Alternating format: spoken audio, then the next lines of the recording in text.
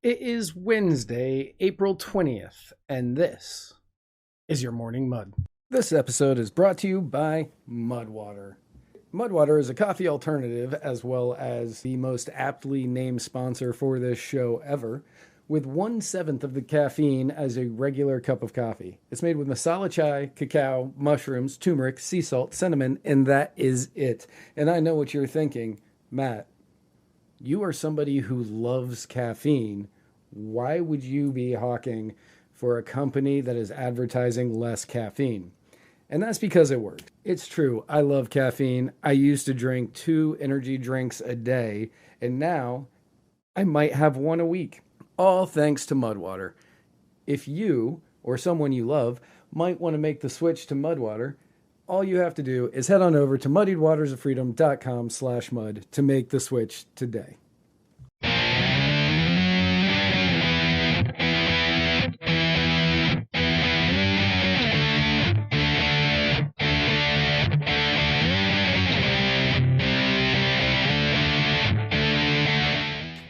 Good morning, everyone. I am Matt Wright, editor-in-chief of Muddied Waters Media. Hope you're enjoying this 420 blaze up. Have a fantastic Thursday. Be safe. But let us get into the news. Over the weekend, there was another shooting that occurred. We covered 2 of them yesterday. We're going to cover another one today. But there was another shooting that occurred in Alabama at a Sweet 16 party for one of the local teens that was, well, turning 16, even though that birth date means literally nothing anymore most places. At this Sweet 16 party, people were, having a good time doing the Sweet 16 thing, partying. Kids were talking prior to the party about how they had butterflies in their stomach and how excited they were and how much fun it was going to be at this thing. And it was taken away, literally stripped from them by people who decided that whatever they wanted was more important than these people having fun, having a good time, whatever. And it is a true tragedy that these people made this decision. 4 people dead, 32 wounded, possibly more will be dead. Multiple people are still in intensive care, and the doctors are working hard to save them. But earlier today, it was announced that 2 people were arrested. Earlier yesterday, it was announced that 2 people were arrested, and then later yesterday, they announced that a third was arrested. 2 of them appear to be brothers, and they are age 17 and 16 of Tuskegee, Alabama, and another one, 20, of Auburn, and he was arrested later. And all 3 of them are charged with 4 counts of reckless murder, and possibly more if the people who are in intensive care, if any of the people in intensive care end up dying. The attack on Saturday night left 4 people dead, 32 others hurt, including 15 teenagers who suffered gunshot wounds. And because of Alabama law, these boys, because that's what they are, boys, will be tried as adults. They will be tried as adults, which is a good thing. According to the sheriff, we've still got 4 that are in the hospital, 4 that are on critical condition. This is just the tip of the iceberg. He said that we can't get into motive right now. That would be part of an ongoing investigation. We can't share that. Authorities also declined to say what connection, if any, the suspects had to the 16-year-old's Sweet 16 party. Their hometown of Tuskegee is about 30 miles south of Dadeville, where this all occurred. Apparently, while everybody was kind of in the midst of it and the party was in full swing, there was a rumor going around at this party that somebody there had firearms. So one of the moms stood up and was like, "Hey, guys, listen up. There is a rumor that people here have weapons. If you do, please leave. We don't want those here," which is an understandable thing for parents to want for their children when you're just trying to have a good time with everybody there. Um, you just want to see your children having a great time in one of the most, I would say, innocent, but I think in recent years it's probably not as innocent as it was when I turned 16. But when you probably want this to be one of the most memorable evenings for your children and their friends. So I understand if you're like, "Hey, if anybody here has weapons, please go. We don't want that here. This is supposed to be a good time."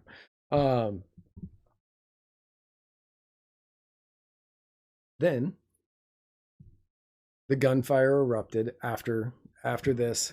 The Sweet 16 girl, the girl who was turning 16 years old, her brother was killed, along with her brother, whose name was Phil Dowdell, along with Marziah Emmanuel Collins, Kiki Nicole Smith, and Corbin Holston.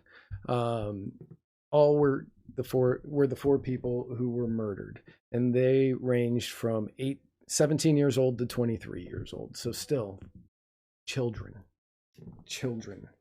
And the motive for whatever happened at this party doesn't really matter. There is a lot of evil in this world. There's a lot of evil in this world, and we only see some of it.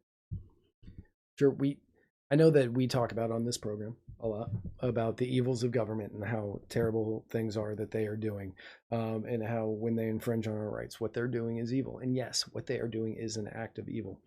What these people did, these three, possibly more by the time this actually goes out, what they did was an act of pure evil. Same with the Nashville shooter. Same with Covington. Same with the Connecticut one that I'm blanking on right now that Alex Jones got sued over. But all of these, pure evil. You have people coming in, destroying innocence in an attempt to, for whatever reason, I don't even know what reason there could possibly be to do these things. We'll never know on the Nashville shooter because the manifesto will never get released because the FBI takes too long to write it. And we have to continue to wait on these things. Sandy Hook, that was the one I was blanking on. Evil does exist in this world, and this is an example of it. When people are 16, 17, 18 years old, they still have the fundamentals that you have of youth, of the hope, the dreams, the promise of the future and what it could hold. And at 16-year-olds' birthday parties, that is in full swing. They destroyed that. Alexis will not be able to celebrate a birthday happily ever again after this. They took that from her. Most of the people who were there won't be able to celebrate things because they will always live in that fear that something like this will happen. This is an act of evil. I believe that each count of reckless murder, which is a weird way to put that, each count of reckless murder carries a prison sentence of up to 99 years. So odds are these three, possibly more, will never get out. Never get out of prison in Alabama. And I don't have an issue with that. And I hope they never do. Because if you are willing to go in and destroy the innocence of this, of youth, of hope of what the possibilities of life are, all in a flash for whatever reason. You don't ever deserve to get out of prison. We'll be right back after these commercials. This episode is brought to you by Shopify. Whether you're selling a little or a lot, Shopify helps you do your thing, however you cha-ching. From the launch your online shop stage, all the way to the we just hit 1 million orders stage. No matter what stage you're in, Shopify's there to help you grow. Sign up for a $1 per month trial period at shopify.com/special offer, all lowercase. That's shopify.com/special offer. Does Monday at the office feel like a storm? Not with Microsoft Copilot. That feeling when Copilot gets everyone up to speed instantly? It's sunny again. When Copilot simplifies complex data so your teams can act, that sun's shining on a beach. And when Copilot uncovers hidden insights, you're on that beach with your people, and you find buried treasure. That's Microsoft Copilot. Learn more at Microsoft.com/AI for all. Congresswoman, let me assure you that we're not letting it go on. We are fighting this. No, I reclaim my time. You're a liar. You are letting this go on, and the numbers prove it. You can't lie about the facts, Secretary Mayorkas. While you live in denial and sit over there with this attitude that you're doing everything right, you are killing Americans with your policies. And that is a fact. Your policies are killing people, over 300 Americans a day, over 300, and it's outrageous. Let me ask you another question. We talk about terror. The ranking member is recognized. You know, we can disagree, but just the fact that we have people watching, you don't have to call a witness a liar. There's a way that we ought to conduct ourselves. And what I'm hearing is not how a majority of this committee conducts business, and we can do better. So I asked that the words be taken down. Chair asks the gentlelady if she wishes to seek unanimous consent to modify or withdraw her remarks. I will not withdraw my remarks because the facts show the proof. So in making a ruling on this, it's pretty clear that the rules state you can't impugn someone's character. Identifying or calling someone a liar is unacceptable in this committee. And I make the ruling that we strike those words. That was a scene from a hearing today on the Hill in the House where Marjorie Taylor Greene, who is widely disliked by pretty much everybody, was impugned for saying something to Secretary Alejandro Mayorkas that almost everybody else in that room, well, all the GOP in that room would say on Twitter or to the press or anywhere else.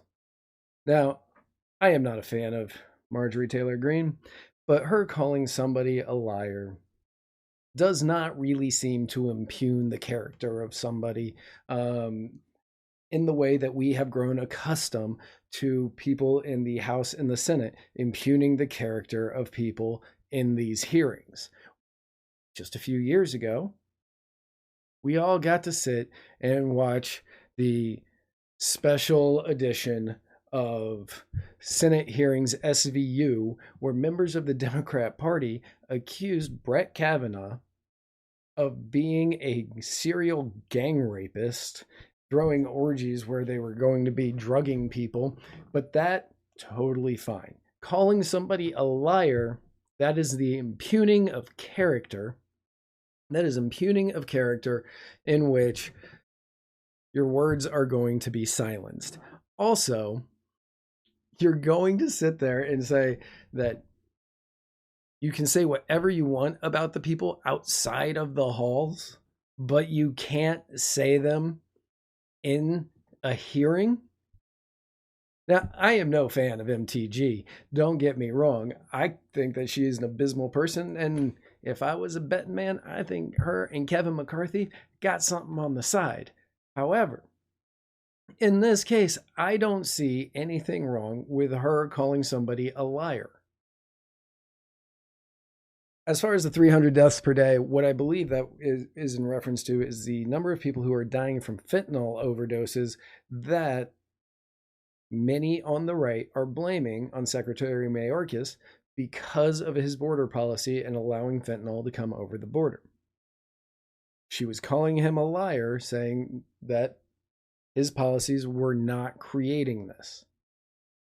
I believe that his policies do kind of help create this scenario. Closing the border isn't going to stop it, however. The only way to truly stop this is to legalize drugs here in the United States, so that way people stop buying street market drugs. It wasn't the only time in the hearing that MTG was silenced and asked if she wanted her words to be removed from the record, and the other time was even better, because here is everybody's favorite farter, Mr. We've Got Nukes himself, Eric Swalwell. Mr. Secretary, do you believe that all of us have a responsibility to elevate our rhetoric and to denounce anti-Semitism and anti-police rhetoric in this country so that Jewish Americans and police officers can be safer? Congressman, I do. Thank you, and I yield back. The gentleman yields, and now I recognize the gentlelady from Georgia, Ms. Green. That was quite entertaining from someone that had a sexual relationship with a Chinese spy, and everyone knows it. But I thanks move for to take her entertaining words us. down. Completely inappropriate. Yeah, stand by just a second while we research the rule. The chair recognizes the gentlelady from Georgia and asks if she would like to retract those words. No, I will not. And everybody does know it. Everybody knows that Christine Fang was a Chinese spy, and Eric Swalwell had an affair with her. He doesn't admit it because why would he admit it? Why would he admit it? What's funny is in that clip, what he is referring to is that the GOP wants to defund the police and is blaming the GOP for the defund the police movement, which is something that we've been seeing a lot. Karine Jean-Pierre has been saying it. Even before her, Psaki was saying it. And they were trying to push the defund the police movement, which wasn't playing well with bases anywhere in the country, especially with rising crime rates and everything else. They're trying to shift that over to the GOP, and that dog just won't hunt. Everybody knows that the GOP is always all about funding police. They don't like the way that they're funding police through Democrat bills, but they are all about funding police. So that's not going to hunt. I don't like MTG. I'm glad that she left that on the record, so that forever and always it will be somewhere that Eric Swalwell had an affair with a Chinese spy. I hate all of these people. That is the episode. Thank you all so much for tuning in. If you enjoy what is happening here at Muddied Waters Media, I ask you to do a couple of simple favors for us. Please, whatever podcasting platform you are listening to us on, give us a 5-star review. Also, leave a review. And the biggest way that you can help is by sharing this episode with your friends. Thank you all so much for tuning in.